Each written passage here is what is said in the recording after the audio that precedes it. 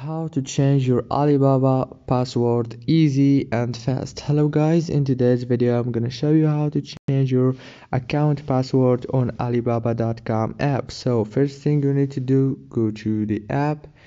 Now this is the home page as you can see.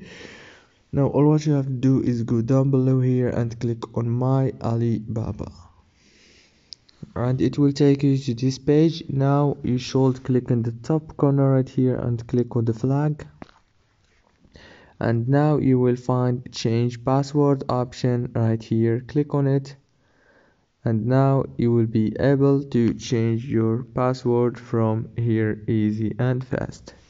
If this video was helpful, please don't forget to like and subscribe, and thank you so much for watching this video until the end. See you later.